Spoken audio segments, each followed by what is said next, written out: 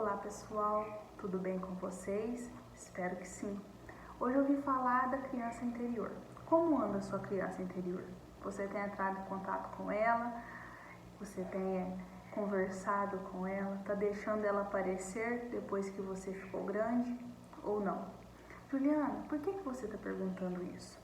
Porque, gente, muitas das nossas atitudes e muitos dos nossos comportamentos hoje na vida adulta refletem de uma infância talvez não muito saudável que a gente teve. É difícil a gente falar sobre a infância com alguns pacientes, porque às vezes foi uma infância triste, às vezes foi uma infância com chantagem emocional por parte de pais, porque foi uma infância com alguns traumas.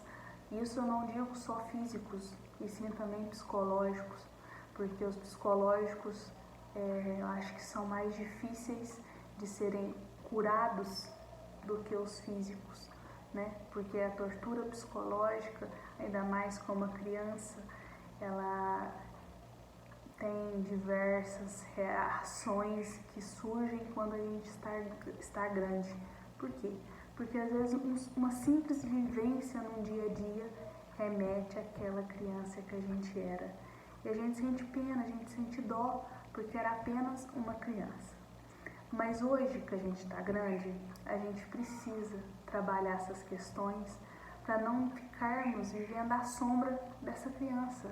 Porque hoje crescemos, hoje somos adultos. Porque senão vamos sempre ficar vítimas deste passado. Como o nome diz, já passou. Tem uma frase de Freud que eu gosto muito e ela é bem forte. Emoções não expressadas são enterradas vivas e surgem mais tarde mais feias. Por que eu trago ela?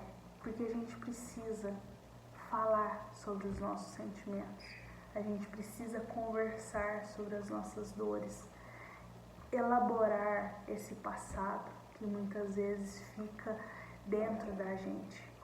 Gente, passou, mas às vezes aqui dentro não.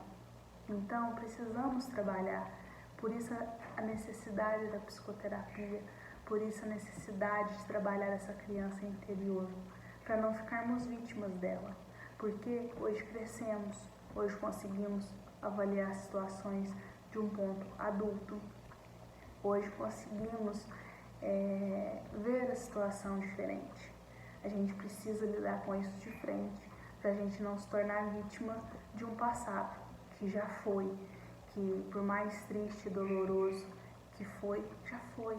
Aí você fala assim, mas Juliana, dói eu lembrar, eu era apenas uma criança. Sim, dói, a gente precisa colher essa dor, a gente precisa sentir ela, porque se a gente só ficar, vamos deixar pra lá, não vai passar.